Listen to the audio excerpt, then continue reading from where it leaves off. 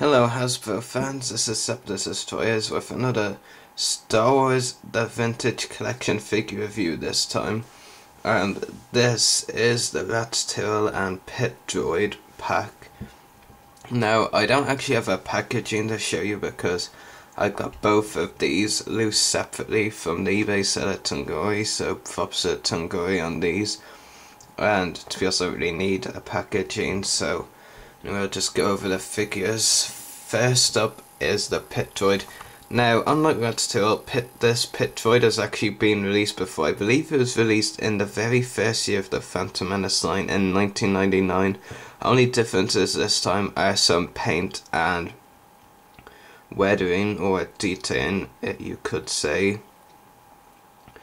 The figure is definitely articulated in the style of 1999 with not much articulation at all.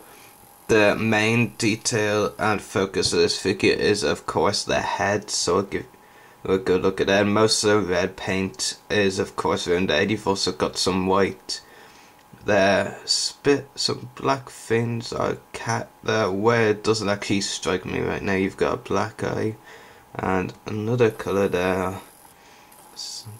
I don't know. Yeah, has some nice detailing on the head, but the detailing everywhere else is pretty bland. We also really little on the back of the figure, and not much more on the front either. So, go straight to the articulation. You get a head, knees, head, and then the legs move like this. And the arms also move, they move like this. So not much articulation really for the figure, and for figure it's pretty much arguably a repaint or a repack of a 1999 figure. It's not really a surprise that it lacks articulation, the standard articulation you'd expect of figures these days. My other flaw with this figure, really very hard to stand them. In fact, it actually took me a full 10 minutes before this review to stand them up, so yeah, there's standing issues with this figure, and for that reason I'm going to place them off screen for the rest of the review. Okay, take a look at the actual new figure with this, and that's Tyrell. Now for a new figure actually made for the vintage collection, almost said vantage, he's not actually that well articulated either for a vintage figure. Now, I know I'm only just starting into vintage. This 2-pack essentially is actually only my second ever vintage purchase. Arguably 4, because I've got Dulce Define and a Blue Royal Guard on the way soon as well. A few of you I mean they're on the way, but here to my collection. As well, but damn it. Okay, get rid of the pistol. But yeah, it doesn't really seem to be that articulated as far as vintage figures go. But yeah, as I dropped off screen there's one accessory included, and that's a blaster pistol.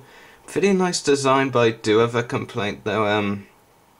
I just think it's unnatural for pod racers to come with guns, pistols, whatever kind of gun really, like this. And I believe I actually brought that up in my review of the Discover the Force Mahonic figure. Yeah, like I said, I do agree with that. Ben Quadraneros' accessory is pretty much a blaster tool, so that I'm okay with, but I just don't really get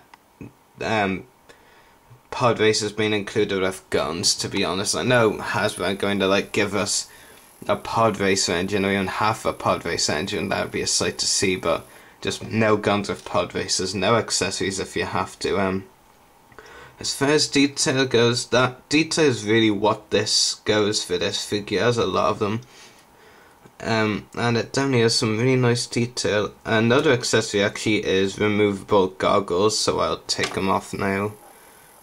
Pretty cool, easy to get put on and put it off. Now I'll give you a look at the actual face sculpt on that tail. You've got a lot of nice detailing on it, and there's a pretty good face sculpt.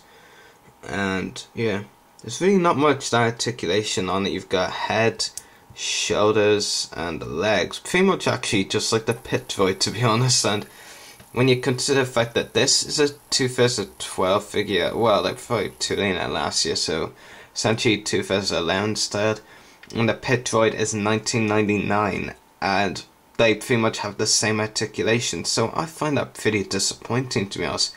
Okay, you could just say, oh, I can't really talk, seeing as I just entered vintage collecting, but Ben Quadraneris is the other figure to get. It's not much taller or bigger, you could say, than this figure. Quadraneris has a lot of articulation, so I really don't know, but this is just my opinion. Of course, you can disagree, you can agree, but at the end of the day, it's my opinion, and yeah, I really think the articulation could be better on this figure somehow, but yeah. See, as Evan Peel, the Clone Wars figure that I recently got from 2011, is pretty small as well, and he actually has a lot of articulation. That's another reason I am pretty disappointed as well, you could say. So that should be that for our Rats, Tyrell and Pit Droid review. Another interesting thing actually is, if you're looking to do a Clone Wars diorama type thing, I know this is vintage style figures, but if you're looking to do dioramas based on the Droids duology episodes Mercy Mission and Nomad Droids, then this pack would actually go pretty well, because there are pit droids of that exact paint scheme in the Nomad Droids, and there is a lot of lean people, Rats Tyrell species, in Mercy Mission, so just throwing that out there, but that's your choice whether you want to get them to create a Clone Wars diorama based on those episodes, but yeah. Anyway, I'm going to go ahead and rate this figure pack essentially at, I'd say 7.5 out of 10. I can't really give it much more, to be honest. The articulation lacks on both figures, to be honest. The accessories, well, the goggles are pretty nice, but the pistol, I just don't understand them including a pistol with a pod racer, even if there's some nice detailing on it. And yeah, but what these does go well for these figures, and what I will commend Hasbro on with these figures, is some nice detailing and paint schemes on them. Anyway, hope you've all enjoyed this review. May the Force be with you, and happy hunting.